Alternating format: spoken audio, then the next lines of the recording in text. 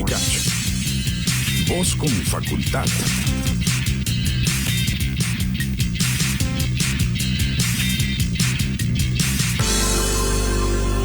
Humanidades.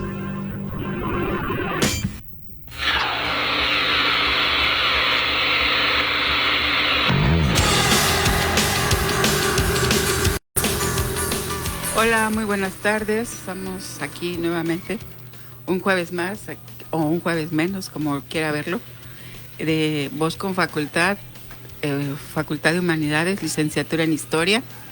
Estamos transmitiendo desde... Nelson, ¿nos puedes ayudar con los...? Aquí está Radio Universidad 102.5 Unicach FM.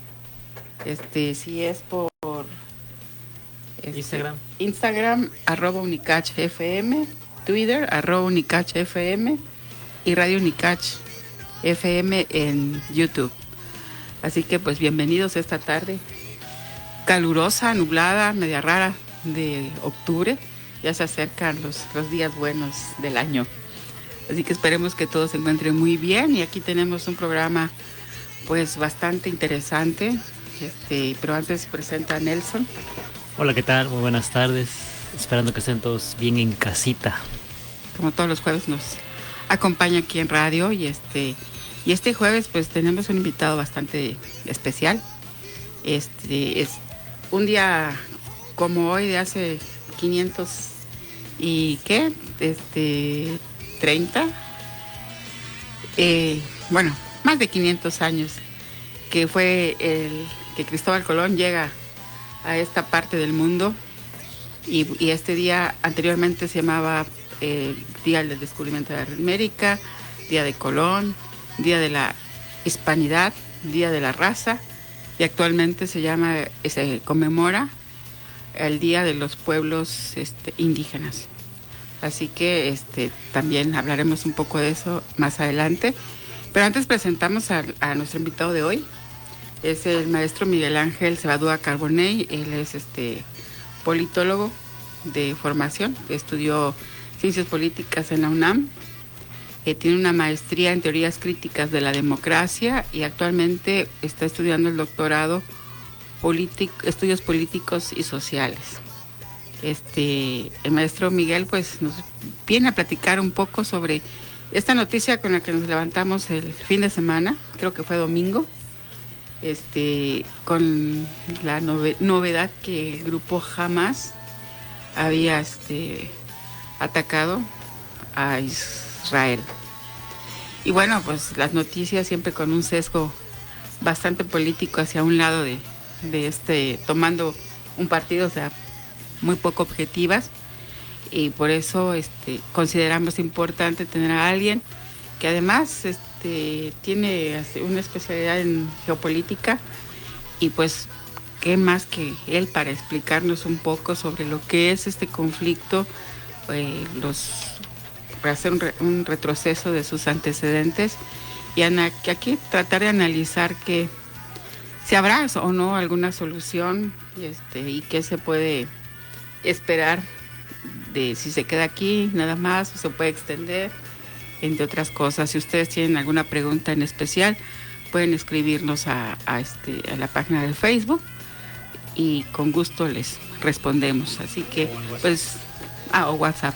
El WhatsApp es 961-284-1398. Así que y los teléfonos en cabina 618-1872 y 1256-658.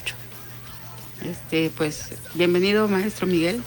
Sí, gracias por la invitación. Coordinadora de Historia aquí a Nelson, mi estudiante, gusto en verlos. Gracias por la invitación. Sí, también es un gusto verlos. Ahorita el maestro se encuentra en una estancia académica por el doctorado y haciendo otras investigaciones, porque él se me olvidó decirlo, es profesor investigador de la licenciatura en Historia y tiene proyectos de investigación también en curso, así que es un gusto verte también, Miguel. Uh-huh. Pues como platicábamos, este fin de semana se realizó un ataque inesperado, sorpresivo para Israel de parte del grupo Hamas, Y pues nos gustaría que nos platicaras un poco de los antecedentes, quién es Hamas, si representa al pueblo palestino, si es un grupo fundamentalista, para algunos terrorista, y cuál es el porqué del ataque y pues el papel que juega Israel y otros países externos de Occidente en este conflicto. Bueno, sí, hay que partir de varias consideraciones, entre ellas premisas que se tienen que manejar con cuidado, porque cuando inicia una guerra, que es uno de los fenómenos en los cuales yo me he estado dedicando últimamente, la guerra moderna, la guerra contemporánea, que si uno revisa la historia mundial, está muy relacionada. Desde que dos tribus defendieron un territorio por X situación, el hombre entra en conflicto y en guerra.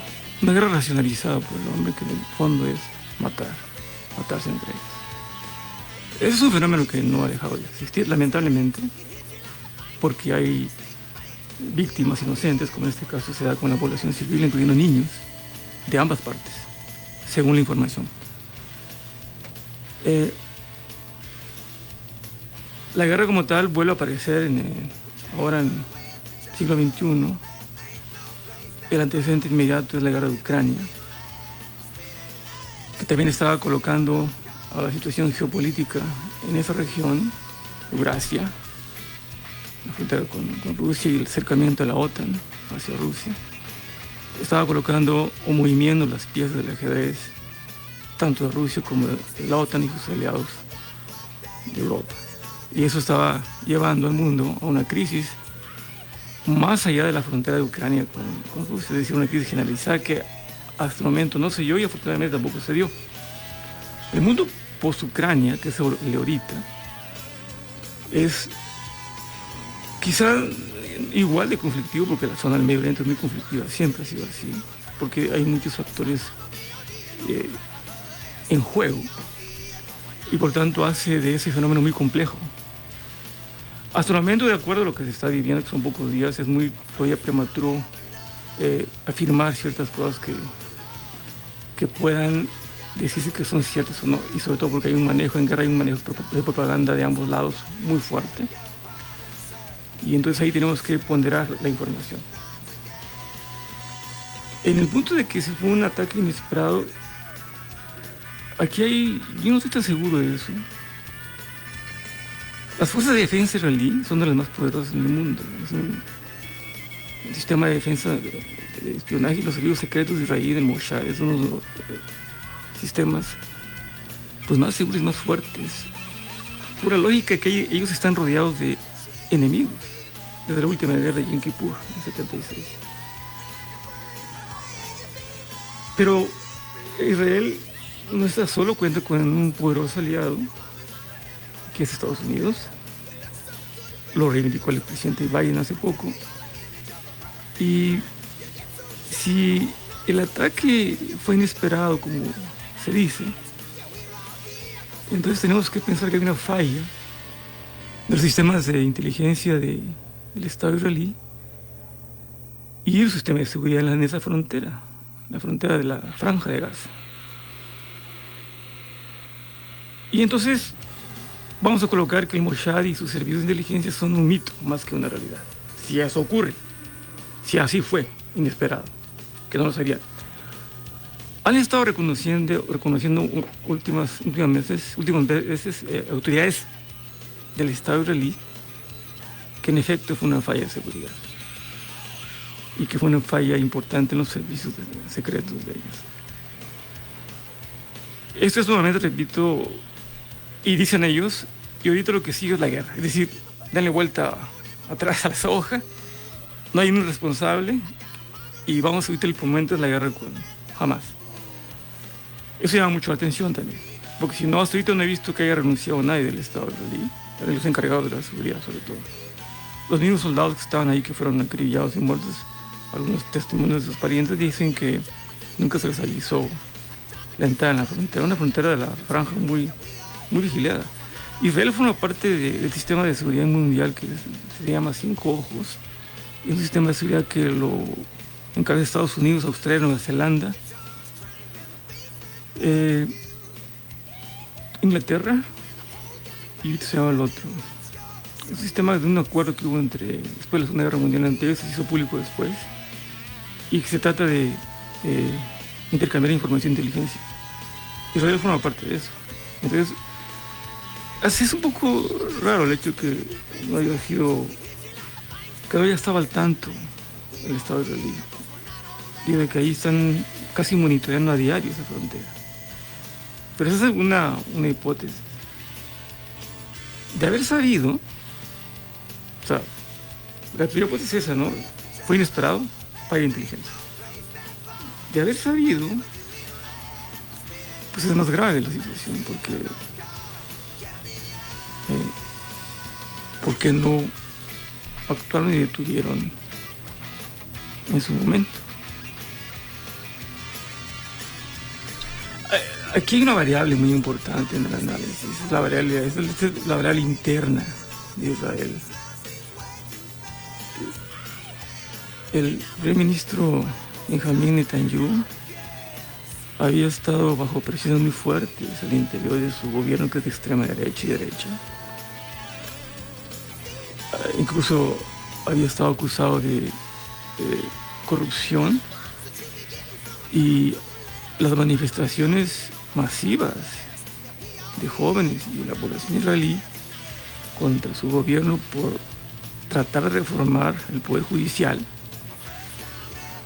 hasta cierto punto para beneficiarse y excluir esta responsabilidad eran muy fuertes, y había una unión pues opositora contra él bastante fuerte.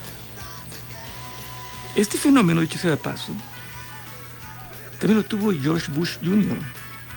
Días antes del atentado del 11 de septiembre, Bush estaba sometido a una fuerte presión interna, también por actos de corrupción. Y entonces se vino el 11 de septiembre y ese asunto se olvidó. Solo fue un voto en contra, después de que se dieron poderes extraconstitucionales al presidente Bush para iniciar la guerra y la era del terror.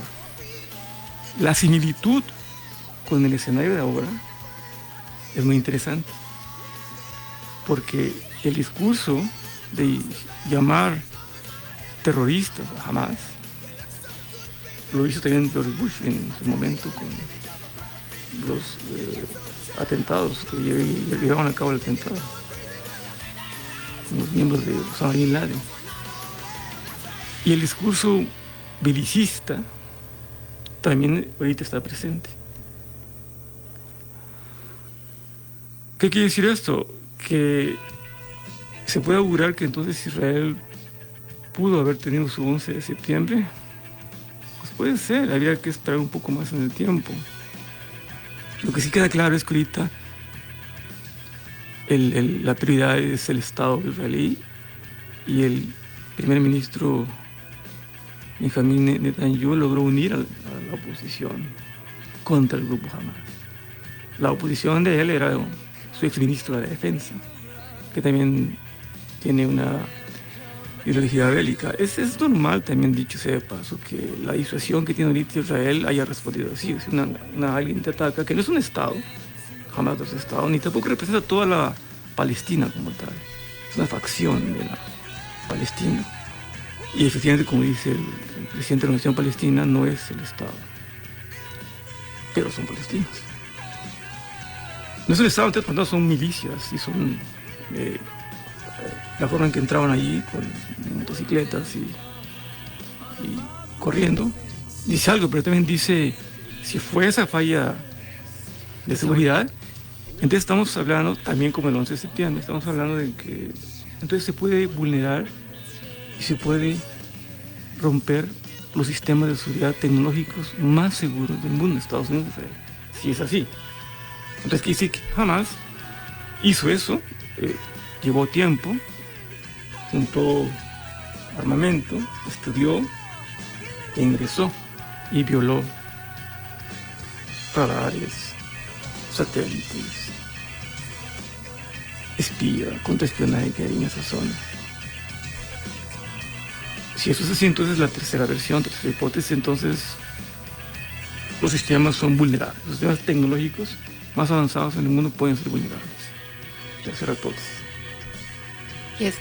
Pero también entra en un momento clave en el acercamiento de Arabia Saudita o de los países árabes para reconocer a Israel como Estado, ¿no? Como el Estado israelí. Entonces, a través de este conflicto se desvía también la atención hasta este reconocimiento que se hace del pueblo de Israel. Sí, es una versión que coinciden algunos analistas, porque en efecto Israel había tratado de conciliarse con sus vecinos, entre ellos Arabia Saudita, que es una potencia ahí en la zona, después de Irán, y también con Jordania, y me parece que con Egipto, que ya había estabilizado, que es su vecino. Y estaban en pláticas efectivamente con Arabia Saudita, que es una potencia, repito, que es una potencia que también reconoce la problemática de los palestinos, ¿sí? Y hasta ese punto defiende a los palestinos, más bien está en contra de que se use la violencia y contra ellos. Si eso es así, entonces ese proceso de negociación y de diálogo con Arabia rompe ahorita ese proceso. Lamentablemente lo rompe y vamos para atrás otra vez. Sí era un buen esfuerzo, en efecto. También había establecido relaciones con Turquía, que es un factor en el juego muy importante. Y estuvieron juntos contra Siria, la guerra con Siria. Pero ahora Turquía tiene una posición más distinta. También ha condenado la incursión del ejército israelí, lo ha condenado al grado de llamarle masacre de parte del ejército israelí.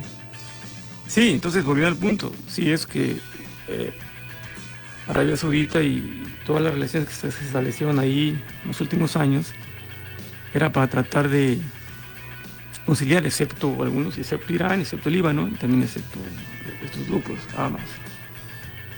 Sí, eso tienes razón, rompe ese proceso.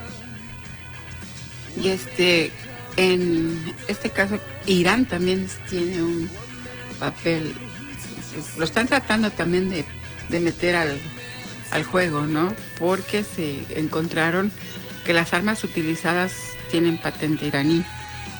Entonces, ¿tú crees que el conflicto no pare ahí, o que se vuelva a ser una zona álgida con bloques antagónicos fuera del área? O sea, me refiero a Israel, Estados Unidos, y pues los que reaccionaron inmediatamente fueron Alemania, Francia, Inglaterra, Estados Unidos condenando el ataque, ¿no? Algunos países árabes se posesionan a favor de Palestina. Y bueno, tenemos también la posición neutra, como es el caso de México, que también ha sido muy criticada, ¿no? Entonces, será el comienzo de un conflicto internacional mucho más fuerte de lo que se ve hasta el momento. ¿Crees que las condiciones estén para ello? Sí, para ello hay que responder que el contexto en que estaba gestando ese nuevo escenario es que venimos de una problemática internacional muy turbulenta, no solamente por protestas sociales post-COVID. Francia es una de ellas, descontento social a nivel mundial, desencanto de la población hacia el poder, falta de esperanza en el futuro, un rearme muy importante de varios países, consecuencia de la guerra de Ucrania. Y sí habrían intereses para regionalizar el conflicto, porque daría pauta que entrara en acción otras potencias como los Estados Unidos. Bueno, Estados Unidos acaba de llevar el portaaviones, va hacia allá, el portaaviones de Gerald Ford, es un portaaviones nuclear de la flota gringa, va hacia allá. Y bueno, su mensaje, ellos están haciendo maniobras con Japón ahorita y con Corea del Sur. Allá está el otro portaaviones nuclear, Roosevelt me parece. Antes lo hizo con Ucrania también, en el Mar Negro.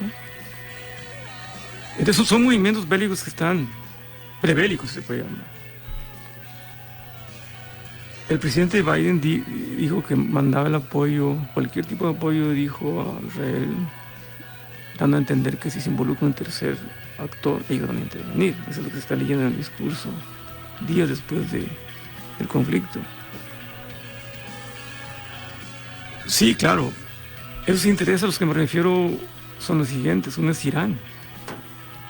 Que, dicho sea de paso, Irán y Estados Unidos están estableciendo relaciones y acuerdos para el problema nuclear que hay con Irán desde hace muchos años, no permitirle que haya una bomba nuclear. Ellos ahora están en acuerdos. Al surgir esto y colocar a Irán como un actor central, ese acuerdo también se va a detener. Hay que recordar que el gobierno actual en Estados Unidos son demócratas. Y por eso extraña un poco el discurso belicista de Biden. Se podía esperar de los republicanos, que son Trump y otros, pero Biden dijo así.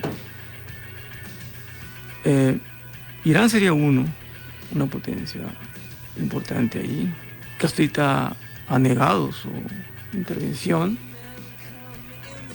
pero está en favor de los palestinos, evidentemente. Y la otra información que se tiene sobre el armamento, pues que las armas que entraron ahí podrían ser de origen norteamericano, debido a que se mandó se dice, no es tanto Irán, sino... Porque sí, sería muy fácil, relativamente fácil, que se hace, ¿no? Se llama, un político se llama, me parece que se llama bandera falsa, se llama. Es un término que se usa para una operación encubierta. Hacer creer que es una invasión, en realidad tú lo estás haciendo. Era muy fácil, uno puede armar a personas para que te ataquen, entonces tú respondes. Eso puede haber también hecho si se hubieran encontrado, por ejemplo, ya y se hubieran mostrado ya a nivel mundial armas de origen iraní. Hasta donde yo sé es que también hay armas de origen norteamericano, producto del tráfico que se envió a Ucrania, y que muchas armas en Ucrania se dice no llegaron allá, se fueron al mercado negro, de ahí pudieron haber pasado. Pero esa es una cosa que también tenemos que tener cuidado, porque no ha aparecido el hecho claro, ¿no? Porque es una pregunta interesante. ¿Quién armó a los milicianos que entraron de Hamas? ¿Qué armas llevaron? Sí, porque fueron drones, ¿no? O sea, su principal arma fueron drones.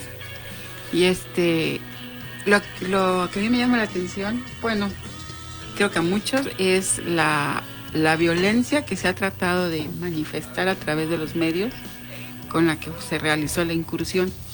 O sea, realmente ha sido cualquier guerra violenta, cualquier invasión o cualquier ataque es violento, pero aquí hace mucho hincapié en en que fue población civil, pero Israel pues no canta mal las rancheras, ¿no? O sea, también se ha dedicado a hostigar a los palestinos, sobre todo a la Franja de Gaza, que es la que está en conflicto, y este grupo Hamas es la región donde están, donde se ubican. Según Israel es el que ha invadido, ¿no? Se ha metido a la Franja de Gaza y ha desplazado a los palestinos. Sí, claro. Entonces, ya yo creo que dijeron los palestinos, pues ya basta, ¿no? Cada rato me estás quitando territorio, parte de mi territorio, pues.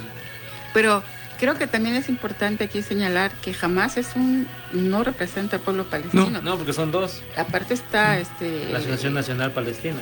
Sí, exactamente, ¿no? Entonces, pero yo vi las declaraciones de Netanyahu. Netanyahu. Y su cara así o sea, hasta su semblante y todo, con odio, o sea, es una amenaza tremenda, ¿no? No nos va a importar nada y vamos contra quien sea. También el papel de los medios creo que es fundamental en esta visión que se trata de dar de unos y de otros. Bueno, como siempre, ¿no? Sí. Esa es parte de la propaganda, pues. Pero la gente tenemos derecho a estar bien informados Claro. de lo que pasa. Y eso ha disminuido, lamentablemente. Pues. Eso uno tiene que ponderar mucho la información. Sí, es un tipo de guerra. Es la guerra tecnologizada a su máximo avance, la que se usaron con drones. Y sí, en el entendido que lograban violar la seguridad, pues es una guerra que también incluye hackear a la defensa, ¿no? Sí, los drones fueron muy importantes, los globos también. Estamos frente a un tipo de guerra distinta a la que... Sí, lo que te iba a decir, sí, que es un ataque no común, o sea, no... Creo que el primer ataque masivo que se da utilizando drones. Uh-huh. No sé si en Ucrania ha sucedido, pero sí hay también, ha habido, sí. Sí ha habido. Sí. Y bueno, también creo que aquí el papel que juegan las personas secuestradas, que en números dicen que son 150, entre ellos 2 mexicanos, y la amenaza que se tiene de matarlos en vivo, o sea, van a transmitir el asesinato de cada uno de ellos. Si Israel sigue avanzando hacia la Franja de Gaza, ¿no? Atacando la Franja de Gaza. Sí, todavía no ha entrado. No ha entrado a la invasión que quieran hacer. Aquí hay que mencionar que ayer el presidente Biden le dijo en una conferencia de prensa a Netanyahu que respete las leyes de la guerra.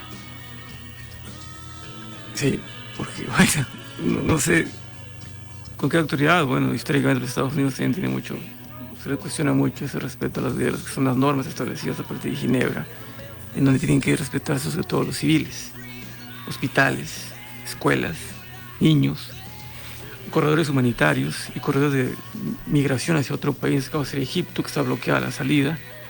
A eso se refería, pero es una especie de advertencia que está haciendo, porque al parecer las fuerzas de defensa israelí iban a ir, como se dice aquí, con todo, prácticamente a arrasar, y se dice que quieren desaparecer de la faz de la tierra A la Palestina, o sea, sí. Pero esto también, o sea, hablemos de las cuestiones que no son tan de sorpresa, las estrategias que están atrás de, les llega en un momento, ellos están en un momento santo, o sea, son en el sábado, no recuerdo qué festejan en esta época. Pero coincide precisamente con los señalamientos de corrupción que se tiene hacia el primer ministro de Israel, pero también aprovechar esta situación para seguir avanzando en la expansión israelí, sí, hacia estos territorios, ¿no? Eso es correcto, sí. El actual gobierno, que es un gobierno de derecha y de extrema derecha, tiene esa visión de expandir el Estado israelí. Aquí hay que tomar en cuenta también que lo que se sabe ahora es que hay reservas estratégicas en el territorio palestino, hay agua y hay petróleo, tanto en la Franja como en Cisjordania. Ahí hay cosas que para ellos tienen mucho valor, sobre todo petróleo y gas y el agua que acabo de decir. Yo he visto unos analistas que dicen que sí, una de las ideas centrales es crear el gran Estado israelí y tiene que ver con la expansión de ese Estado, pero los palestinos, en su modo de ver, estorban ahí. Claro. Y entonces esa es una visión que hay que seguirla. No sabemos qué va a pasar de aquí debido al tiempo que es poco para poder sacar conclusiones, pero es la versión geoestratégica del asunto, de la expansión, de ampliar el estado vital que tiene ahí Israel, sobre todo porque tienen conocimiento de esas áreas, como lo tuvo Libia también. En Libia había agua también, ya sabemos lo que pasó ahí, como había en Afganistán o en Irak, habían reservas de petróleo mundiales muy grandes, ¿no? Y fue una guerra. Sí, esos puntos no hay que perderle de vista, pero lamentablemente aquí el punto es tomarlo, pues. Y si Hamas estorba, pues la tendencia es totalmente bélica, pero vamos a ver estas advertencias que hizo el presidente Biden. Ahora, sobre el grupo Hamas, ellos argumentan, y con eso no es que estoy yo argumentando los supuestos masacres que hicieron también ellos, Es que ellos argumentan que la comunidad, la llamada comunidad internacional, no le hace caso a ellos. Los palestinos han cansado de estar insistiendo en que tengan su propio lugar, su propio Estado como tal. Que vienen los acuerdos de Oslo de 93 y desde mucho antes. Han habido negociaciones de acuerdos para que ellos también permanezcan y sean pues como vecinos, como se puede decir, ahí en una región que es muy conflictiva entre ellos. Entonces ellos usan la estrategia para llamar la atención al mundo árabe, otra vez, para que el mundo árabe apoye a ellos y esté con ellos, porque aquí estamos hablando de una guerra muy asimétrica, muy desigual. A un Estado, uno de los ejércitos más poderosos del mundo. Israel tiene armas nucleares, hay que decirlo, Sí. Y tiene un ejército muy adiestrado, en constante movilización militar, en constante actividad de sus servicios secretos. Y numéricamente son más también. Y también es responsable de la situación de esa región, ¿no? Por los bloqueos que tiene la franja, el pueblo palestino que habita la franja de Gaza. Jamás, no sé si es también la idea de los demás palestinos, pero es el punto es que Jerusalén Oriental sea reconocida como la capital del Estado Islámico, ¿no? Bueno, del Estado palestino. Que esa es otro punto donde también converge en la cuestión religiosa, que claro, es sí. muy, pues es una tierra que se la disputan Sí. las tres religiones más importantes del mundo: los cristianos, los árabes, bueno, los islámicos y los judíos, ¿no? Entonces, creo que es una situación bastante compleja. Tratar de entender todo lo que se juega en este territorio del mundo, porque hay guerras que tienen objetivos muy específicos, ¿sí? Pero acá también tiene que ver esta cuestión de la tradición religiosa de cada de los implicados. Y recuerdo que cuando se les da o se les cede este territorio a Israel, posterior a la Segunda Guerra Mundial, pues la ONU declara Jerusalén como un lugar neutro, ¿no? Sin embargo, hay milicia israelí dentro de Jerusalén. ¿Sí? No se respeta esta supuesta neutralidad que debería tener este lugar. Sí, si le agregas lo que acaba de decir, todos los ingredientes religiosos, la cosa es la más compleja también. Inclusive, y le agregas el radicalismo, el extremismo, ¿cómo se llama? Inclusive fanatismo también. De ambas partes, yo creo. De ambas partes, sí. Uno puede ahí leer las informaciones, algunas de ciertas agencias. Lo que ahí prevalece es el odio, la venganza y el rencor entre ellos. ¿Cómo llegaron a eso? Bueno, es una historia muy larga, que se ha querido conciliar después de la Segunda Guerra Mundial, pero aquí, ya hablando de soluciones, pues una solución que todo el mundo cree que la que se estableció después de la Segunda Guerra Mundial, donde en realidad se le da un lugar y un Estado a Palestina. Y eso no ha ocurrido. No. Parece que Israel no tiene mucho gusto en que eso sea así. Tiene que convivir, para darle, al reconocerle a Palestina está en la ONU, pero es observador, no tiene voz, creo, ni voto, es observador. Por lo menos está en la ONU para que se oiga. Pero no es un Estado, es decir, no tiene, por ejemplo, no tiene un ejército propio. Entonces, al ser Estado tenía que armarse y colocar como su vecino. Y eso es complicado.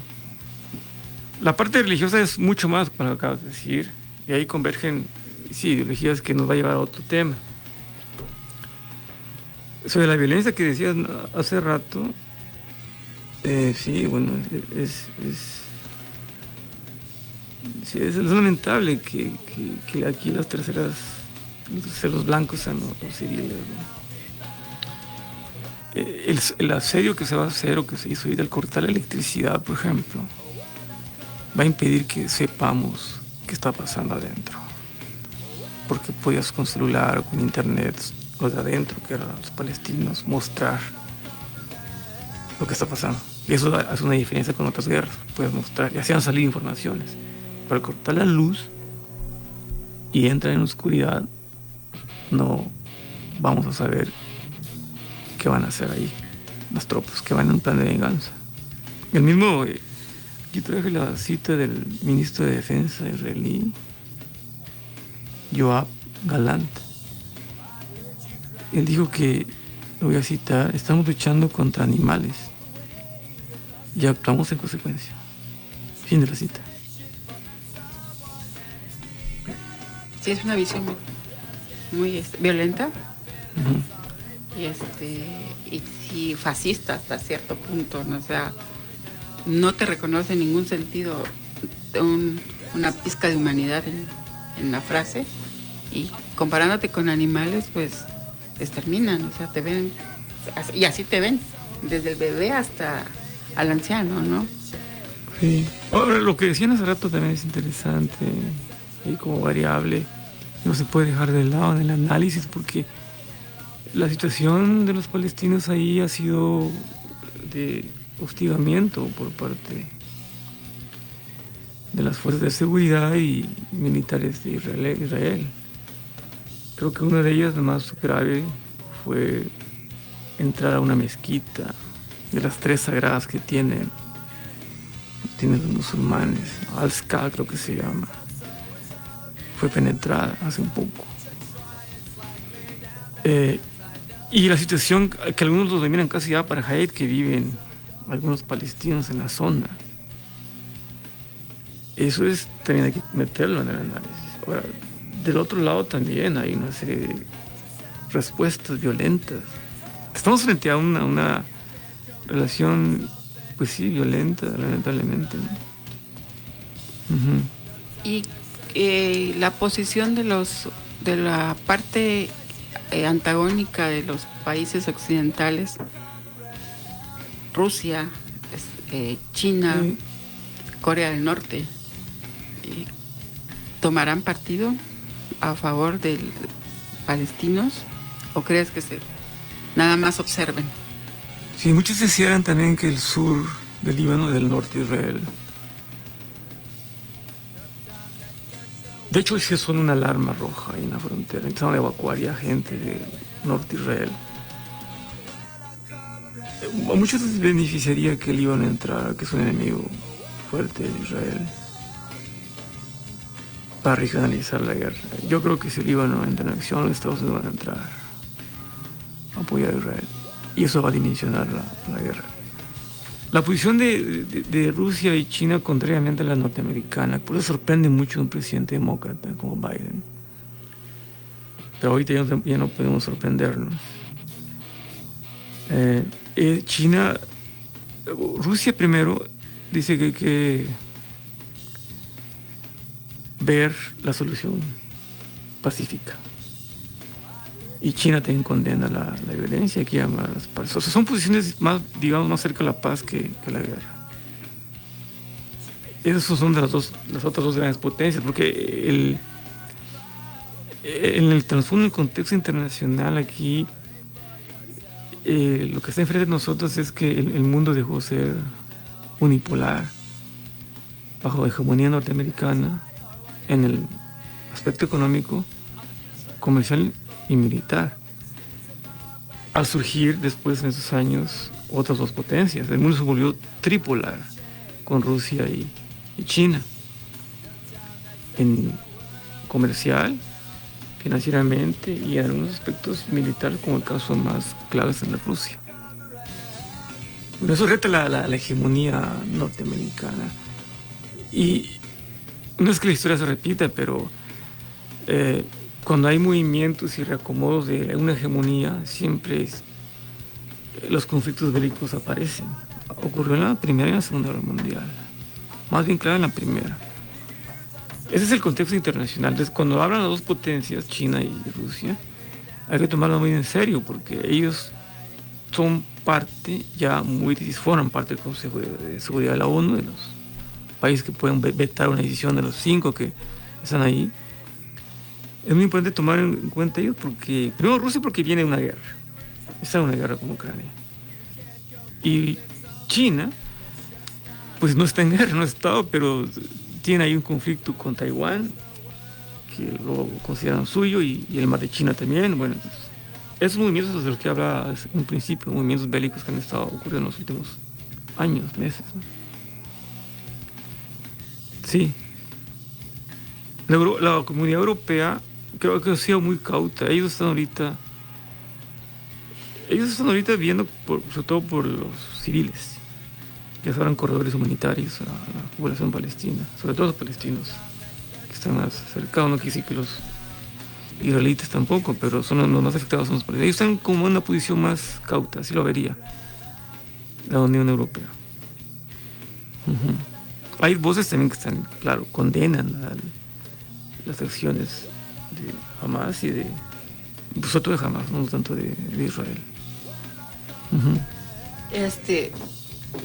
Tú hablabas de la postura de Biden, te sorprende por ser, bueno, entre comillas te sorprende por ser demócrata, pero también creo que influye un poco la postura que tiene por la presión republicana, ¿no? O sea, ahorita están por tiempos casi electorales también para los Estados Unidos, y las posiciones de los republicanos, o sea, de los posibles candidatos a la presidencia de los Estados Unidos por parte de los republicanos de extrema derecha, ¿no? O sea, muy radicales en sus posturas, en la postura internacional. Lo hemos visto con México. Todavía no es diciembre, ya nos agarraron de piñata los candidatos republicanos, y pues creo que también en una toma que le hacen a Biden fuera de la conferencia de prensa, pues él dice, no, es que tengo que obedecer,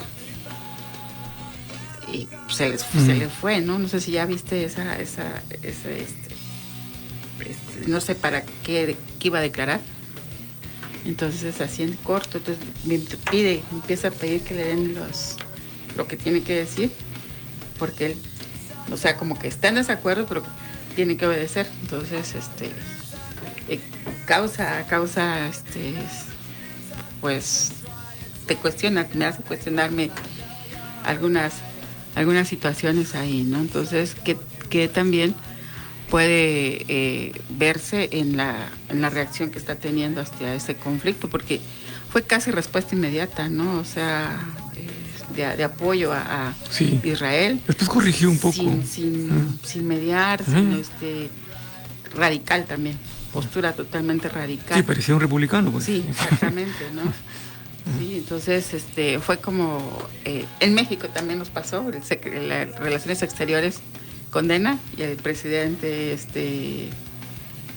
fue neutral, ¿no? O sea, que se tenía que respetar la autonomía de los pueblos y que las guerras no nos dejan nada bien. O sea, México se ha caracterizado desde la famosa doctrina Estrada, pues tenemos Premio Nobel de la Paz y ha sido gran mediador en conflictos, ¿no? No sé por qué ahora todo el mundo condena la postura del presidente de México, ¿no? Que también me hace ruido esta situación. Ya sabemos que tiene un grupo muy importante de no simpatizantes, pero ellos se escudan en decir que si hay ciudadanos mexicanos secuestrados, que la postura de México debería de ser de condenar a la acción de Hamas, y que al ser neutral pues tiende más a apoyar a los terroristas que al pueblo israelí, ¿no? O sea, en este contexto se está manejando en la postura del presidente de México. Sí, bueno, esa es una postura que está en la tradición, vamos a llamarla así, en la tradición de la diplomacia mexicana, que viene del siglo XIX, de la doctrina Juárez. Pasa por la Estrada y la doctrina Carranza incluso. Y hay unos principios ahí muy claros de México. no meterse en los conflictos. México, su papá ha sido un país agredido, hay que recordar, en el siglo XIX sobre todo. Entonces a partir de ahí forma su política exterior. Además tiene un vecino muy poderoso, expansionista y muy ambicioso. La prueba de la historia, del 48 para acá, ¿no? Eso está en los principios de la política exterior. Sí, obviamente, si hay un ejemplo, como dices, de hostilidad hacia ciudadanos mexicanos, pues sí debe haber una postura, pero en principio es lo que muchos presidentes han hecho, ¿no? O sea, en el golpe de Estado de Chile, el embajador Martínez Corvalá abrió la embajada mexicana para que entraran todos los refugiados. Ese es un principio de la política exterior mexicana. Igual con los niños de la Guerra Civil Española. La Guerra Civil Española, claro. Es un país receptor, pues, México, digamos solidario incluso, ¿no?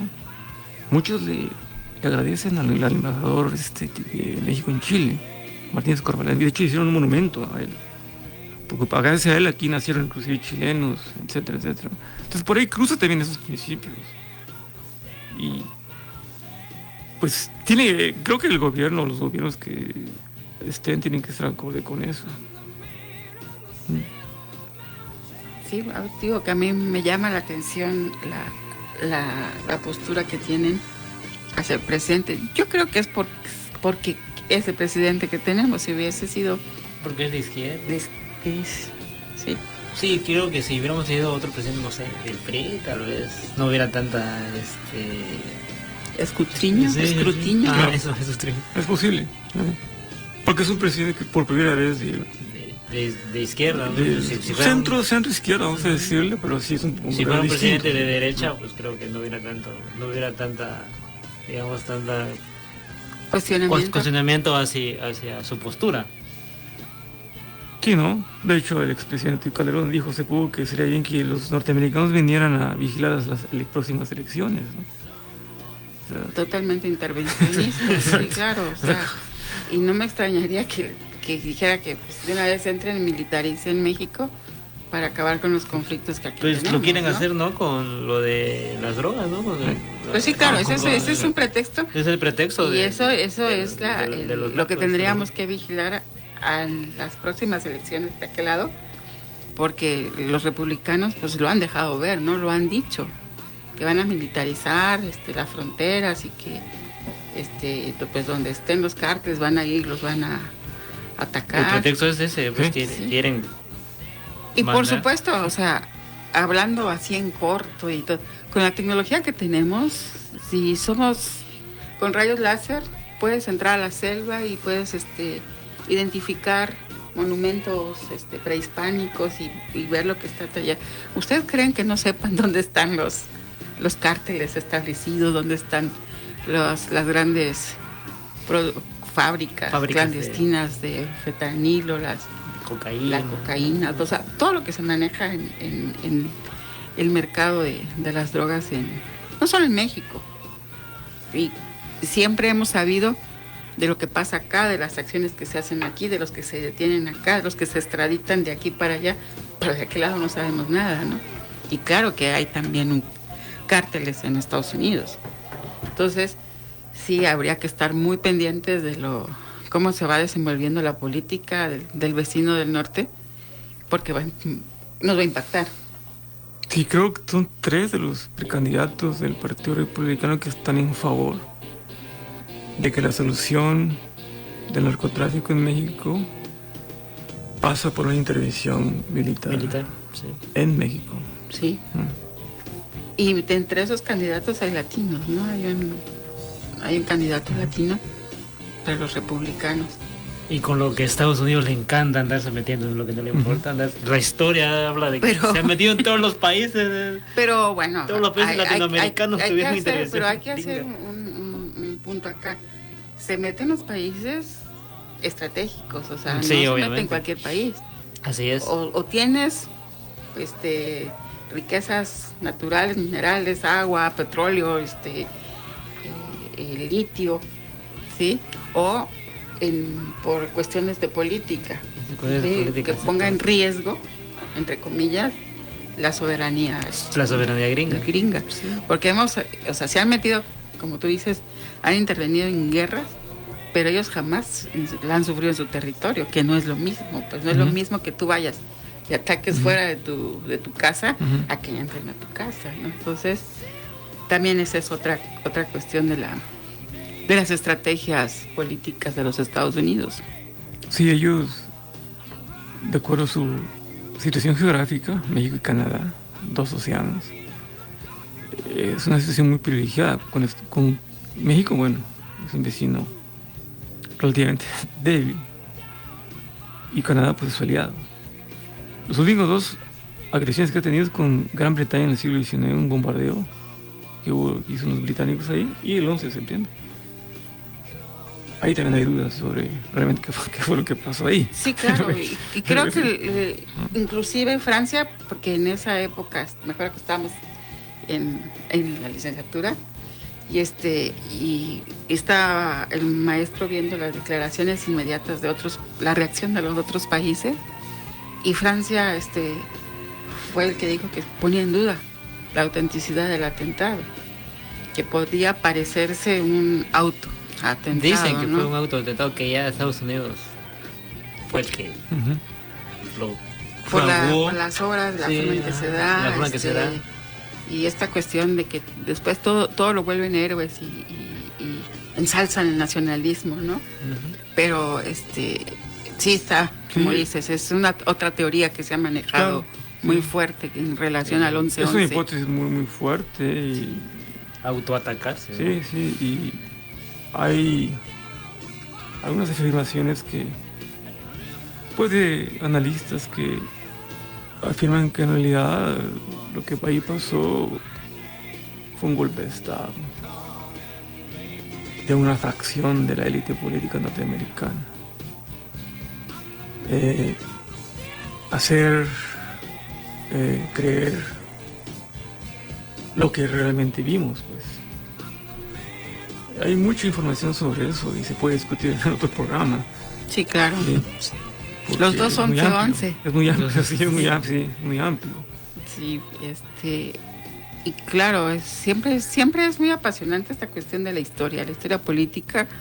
Creo que nos esclarece muchos aspectos de lo económico y de lo social, ¿no? O sea, como que pues ya sabemos, va todo encadenado, pero no es lo mismo entenderlo desde la parte disciplinar, como la explicación que tú nos das, a divagar tomando de lo que se escucha, de lo que te muestran y todo esto. Y creo que sí sería importante hablar también en otro programa, claro, porque ahorita ya estamos por terminar. Sí, porque es otra información que a veces no se ve tan claramente, la información que realmente pasó ahí, pues la función del Estado profundo en Estados Unidos. Volviendo a lo que decías un poco, quería decir dijiste sobre el patriotismo y el nacionalismo, pues eso es lo que está emergiendo ahorita en Israel. El partido que está en el poder es un partido altamente nacionalista, ultranacionalista, y está conformado también por militares. Al ocurrir esto, pues une la nación. Ahorita todos, hasta donde he oído de gente que está ahí viviendo en Israel, están de acuerdo que ahorita el enemigo es Hamas. Esa es la única cuestión. El 11 unió a Estados Unidos. Solo un voto en contra. Y podemos agregar la lista. Sí, son actos estratégicos, o sea, se aprovechan se da el momento, pero es aprovechado en todo sentido por el poderoso. Ya que estamos aquí entre historiadores, pues la quema del Reichstag alemán fue un pretexto para perseguir a los comunistas y los socialistas en Alemania. Y Hitler hacerse el poder. Sí, exactamente. Entonces, pues aquí siempre se nos va el tiempo, ya terminamos. Pues agradecemos mucho al maestro Miguel Ángel, que ojalá no sea la única ocasión que nos acompañe este año, que ya nos falta poco, ya viene el aguinaldo, espérense. Pues sí, sería padre que lo tuviéramos, aunque sea una vez al mes. Ese es el detalle, que cuando viene un invitado, así como el maestro Carbonell, pues sí, el tiempo se va, pero rápido. Y no alcanzamos a dimensionar todo lo que conlleva, ¿no? sobre todo este conflicto que está pasando ahí entre Israel y el grupo Hamas. Si no, o sea, nos faltarían, no sé, un programa como de unas 5 horas para... Pero sí, pero agradecemos mucho, maestro Miguel, muchísimas gracias por estar con nosotros. Espero que hayan tenido un poco más, les haya quedado un poco más claro la situación de este conflicto.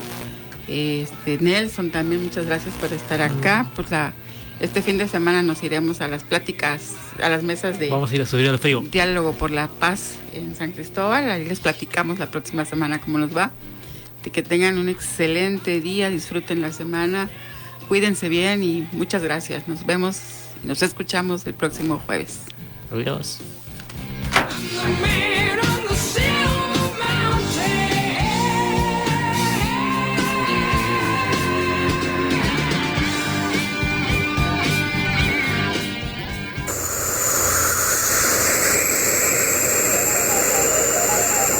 Unicach. Voz con facultad.